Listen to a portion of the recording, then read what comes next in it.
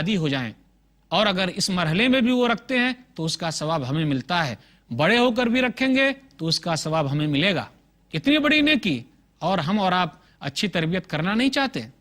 ضرور کیجئے، یہی چیز ہمیں کام آنے والی ہے۔ بچوں کے سلسلے میں روزے کے تعلق سے تربیت کیسے ہونی چاہیے؟ پہلی چیز تو یہ ہے کہ رمضان کا مہینہ آتے ہی ہم بچے کو یہ سمجھائیں کہ رمضان کا مہینہ آنے والا ہے، رمضان کا مہینہ آ چکا ہے، یہ مہینہ اللہ کے نزدیک محبوب مہینہ ہے، یہ مہینہ نیکیوں کا مہینہ ہے، یہ مہینہ صدقہ و خیرات کا مہینہ ہے، یہ مہینہ قرآن کے اترنے کا مہینہ ہے، یہی وہ مہینہ ہے جس میں لوگ روزہ رکھتے ہیں۔ تو بچوں کو ہم یہ کہیں کہ اس کے دن کی بھی اہمیت ہے اور رات کی بھی اہمیت ہے۔ اسی مہینے میں آخری 10 دنوں میں طاق آتے ہیں جس میں اللہ تعالیٰ نے قرآن کریم اتارا ہے۔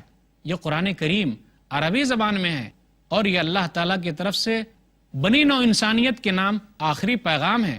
تو بچوں کو اس مہینے کے بارے میں ابھاریں، اس مہینے کی اہمیت انہیں یاد دلائیں کہ یہ مہینہ کافی اہم مہینہ آیا ہے۔ دوسری چیز، اب ہم اس کو روزے پر جب ابھاریں گے تو ہمارے لیے ضروری ہے کہ ہم چند ان کو نصیحت کریں کہ یہ روزہ جو ہم اور آپ رکھتے ہیں یہ معمولی چیز نہیں ہے۔ ابھی آپ بچے تو ہیں، لیکن جب آپ روزہ رکھتے ہیں گویا کہ آپ بڑے آدمیوں کی طرح ہو گئے، یعنی آپ کا روزہ رکھنا بڑے لوگوں کی طرح ہو گیا، آپ کوئی معمولی آدمی نہیں ہے، اب تو آپ بڑے ہو گئے۔ تو بچوں کو ابھارنا ہے۔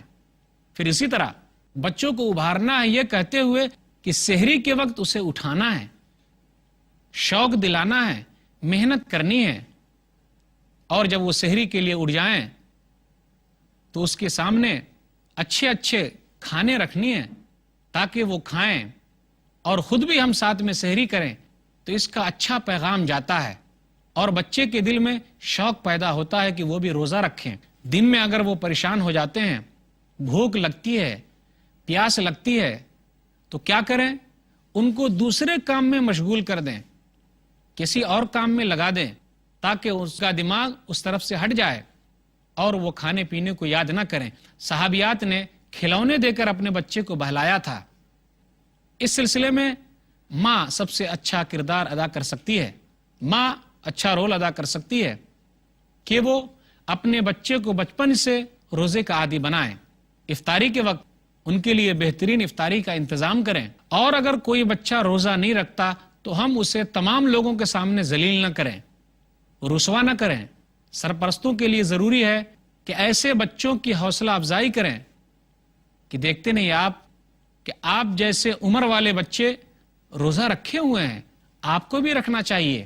ہمارے لیے ضروری ہے کہ ہم بچوں کی اس طریقے سے بھی حوصلہ افزائی کریں کہ ان کو دعائیں دیں کہ اللہ تعالیٰ آپ کی عمر دراز کرے، ان کے لیے میٹھی بول بولیں، ان کے دل کو ابھاریں، اور ان کے لیے انعامات بھی رکھیں کہ اگر آپ نے اتنے روزے رکھ لیے تو آپ کو فلاں انعام ملنے والا ہے۔ اس طریقے سے اگر ہم اور آپ ابھارتے ہیں تو بچے کے دل میں اللہ تعالیٰ روزہ رکھنے کا شوق پیدا کرے گا۔ رمضان کا مہینہ ہے، نیکیاں جمع کرنے کا مہینہ ہے، نماز کی پابندی پر سخت ہو جانے کا مہینہ ہے، مکمل پابند بن جانے کا مہینہ ہے۔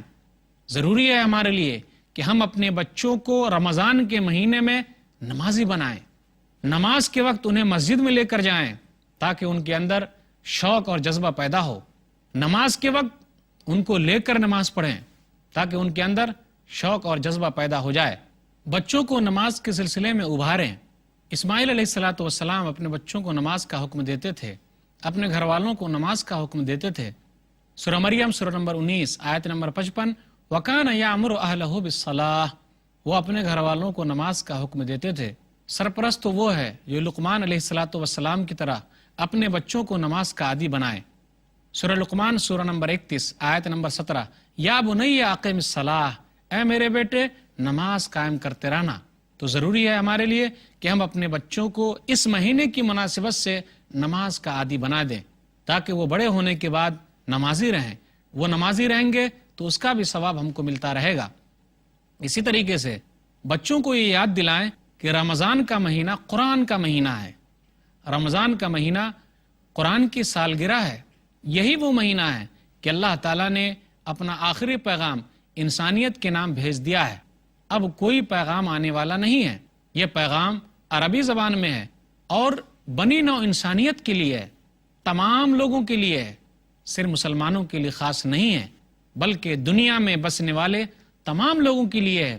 اور یہ آخری کتاب، آخری نبی جناب محمد الرسول اللہ صلی اللہ علیہ وسلم پر اللہ تعالیٰ نے اتار دیا ہے۔ یہ قرآن کریم عربی زبان میں ہے، تو ہم قرآن کریم کی اہمیت ان کو سمجھائیں۔ ہمارے لیے ضروری ہے کہ ہم بچوں کے لیے رمضان کے مہینے میں چند صورتیں یا چند پارے خاص کر دیں کہ اس مہینے میں آپ کو اتنے پارے یاد ہونی چاہیے۔ ہمارے لیے ضروری ہے کہ ہم اس کا انتظام کرنے کے لیے اچھے قاریوں کی کیسٹ اپنے پاس رکھیں، اچھے پڑھنے والے قرآن پڑھنے والوں کی قرات کے کیسٹس ہمارے پاس موجود ہو، ہم اپنے بچوں کو دکھائیں، ان کو سنائیں۔ یہ سننے کے بعد ان کے اندر بھی اسی طرح قرآن پڑھنے کا جذبہ پیدا ہوگا۔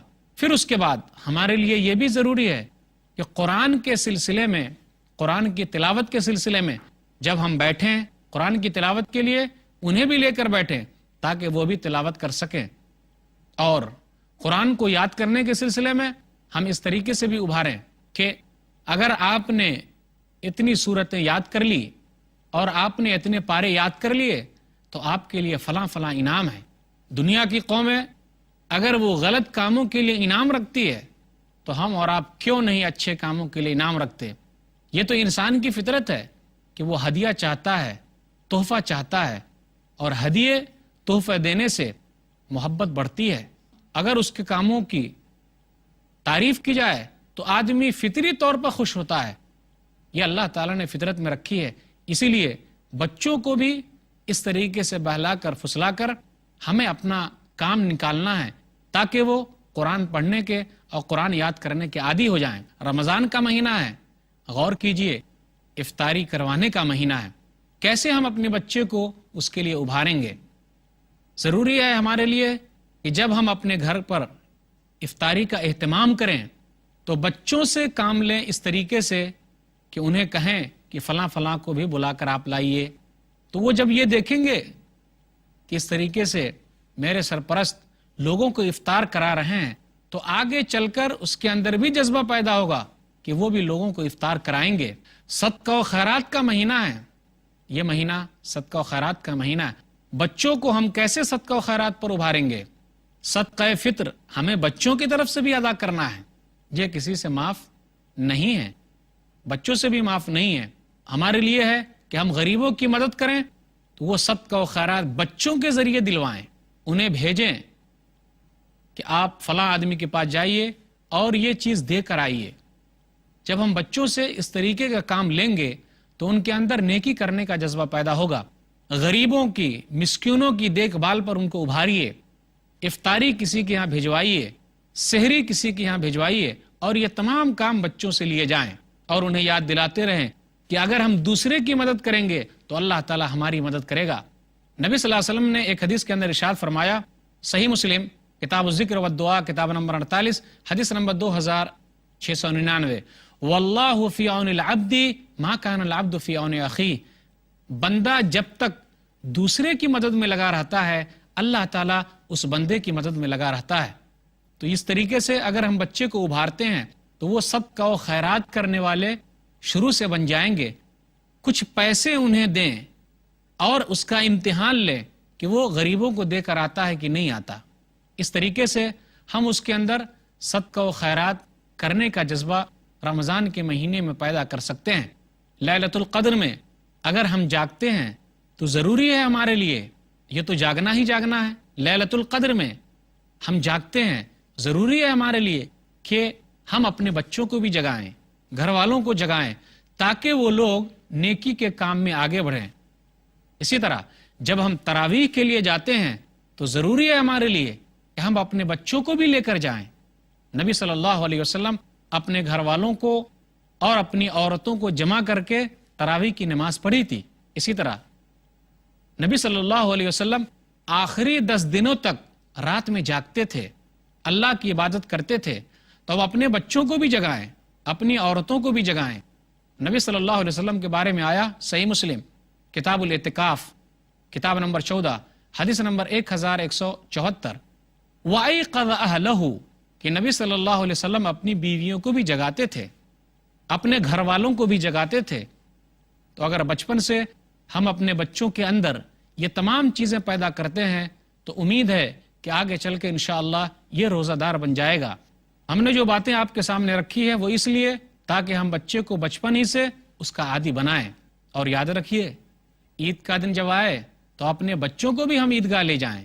ایسا نہیں کہ ہم اپنے بچوں کو چھوڑ دیں. خوشی میں سب ہر ایک کو شامل کریں، یہ بھی ان کا حق ہے. عبداللہ بن عباس رضی اللہ تعالیٰ عنہ چھوٹے صحابہ میں سے ہیں، وہ بھی عیدگاہ گئے اور نبی صلی اللہ علیہ وسلم نے جو چیزیں بتلائی اس کو انہوں نے یاد رکھا. صحیح بخاری کتاب العیدین کتاب نمبر 13 حدیث نمبر 975 وہ بیان کرتے ہیں کہ نبی صلی اللہ علیہ وسلم عید کی نماز کے لیے نکلے اور آپ نے عید کی نماز پڑھی. پھر اس کے بعد آپ بلال کو ساتھ میں لے کر گئے اور آپ نے عورتوں کو خطبہ دیا. جب آپ نے عورتوں کو خطبہ دیا تو وہ صدقہ و خیرات کرنے لگی. تو یہ چھوٹے صحابی بیان کرتے ہیں تو یہ حق ان کا بھی ہے. تو چند باتیں جو میں نے آپ کے سامنے رکھی وہ یہی کہ ہمیں بچپن ہی سے بچے کے لیے کوشش کرنی ہے تاکہ وہ روزہ دار بن جائے، روزے کا عادی ہو جائے. صحابہ کرام ایسا ہی کرتے تھے، صحابیات ایسا ہی کرتی تھیں. اللہ تعالیٰ سے دعا ہے کہ اللہ تعالیٰ ہم لوگوں کو ایسا ہی کرنے کی توفیق دے. آمین. وآخر دعوانا الحمدللہ رب العالمین وصلی اللہ علی نبینا محمد وآلہ وصحبہ اجمعین. والسلام علیکم ورحمۃ اللہ وبرکاتہ.